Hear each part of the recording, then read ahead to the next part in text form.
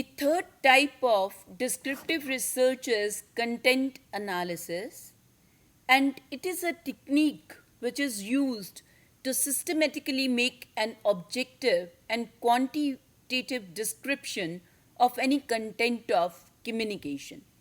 Now, let's take an example of a teacher who is communicating in a classroom. It is nothing but a piece of communication which includes verbal and non-verbal symbols. And if, as a researcher, I'm interested in how many questions the teacher raised in the class, what level of question was raised by the teacher in the class, what kind of feedback was provided by the teacher to the students who responded to the question, I need to analyze the content of communication and then convert this qualitative piece of communication to quantified information. The number of questions posed, the level of question, whether it was remembering, how many questions pertain to remembering, understanding, application, and so on. And I'm also interested in quantifying the qualitative piece into the nature of feedback. That means whether the teacher provided correct feedback, whether it was relevant feedback which was provided. So I am trying to analyze the content of communication and trying to convert that qualitative content into quantitative information. Content analysis can be taken in number of cases as far as teaching learning is concerned, and it passes through number of steps. The very first step is to state the purpose of the study.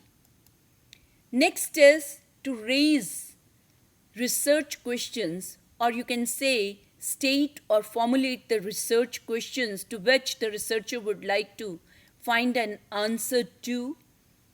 Then select the sample for this study. And next is to develop the classification system for analysis and analyze the data and interpret the result. For example, the question papers are set by the teachers for formative evaluation, for summative evaluation, also for mid-semester or maybe class test. And let's take an example. You are interested in analyzing the question paper. So the first step is to state the purpose of the study. So the purpose of the study can be to determine the quality of question papers set by teachers of technical institutions. And next step is to write the research questions. This is the overall purpose. So when you say quality of question papers, you are primarily concerned with the validity of the question papers, and you are also concerned with the marking schemes, the instructions which have been provided. So some of the research questions could be generated, and these may include how adequate is the representation of content of the course in question paper. So the coverage of syllabus in the question paper. Then what weightages have been assigned to various levels of learning outcomes in cognitive domain. So we are all clear that there are 6 different levels of questions which can go, because learning outcomes fall in 6 different levels, that is remembering, understanding, applying, analyzing, evaluating, and creating.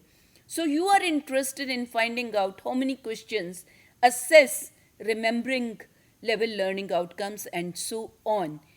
Likewise, maybe you are concerned with the percentage of questions at various difficulty levels. How many easy questions, how many moderate questions, difficult questions, and how many difficult questions have been posed by the paper setter.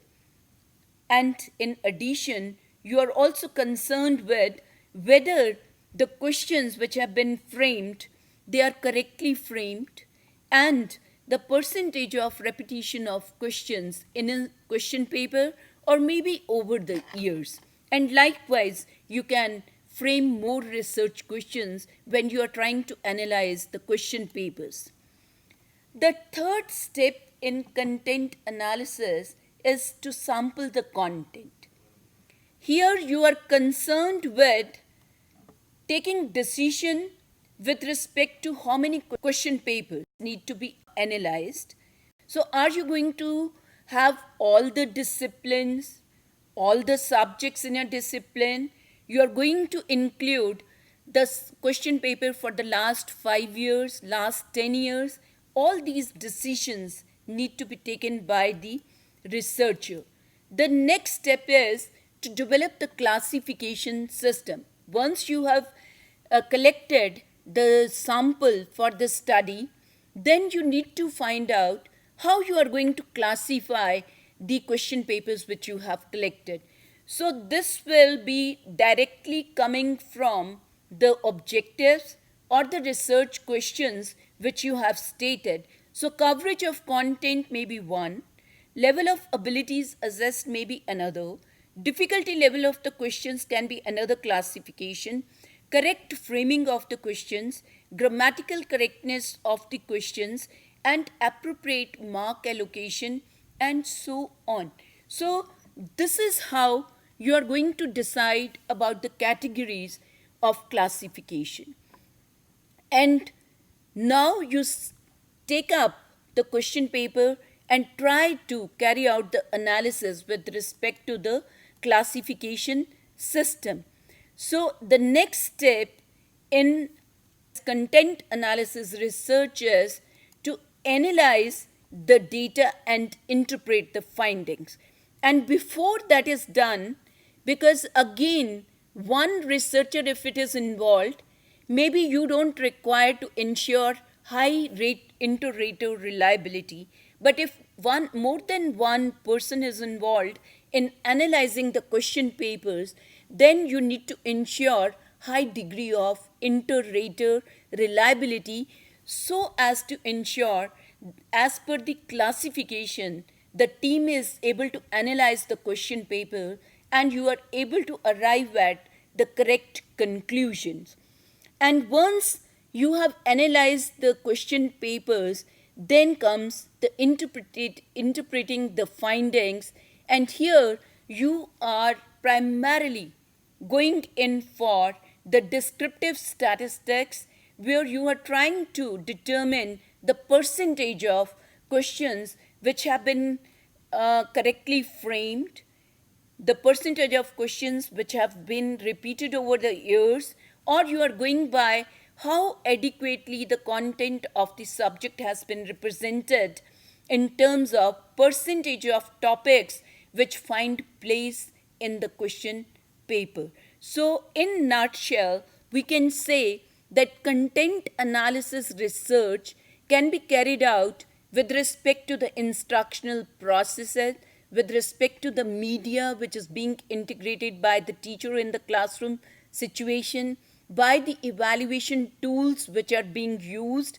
Their analysis can be done, or the assignment submitted by the student, the kind of problem solving which is done by the student in the class. This would require content analysis research.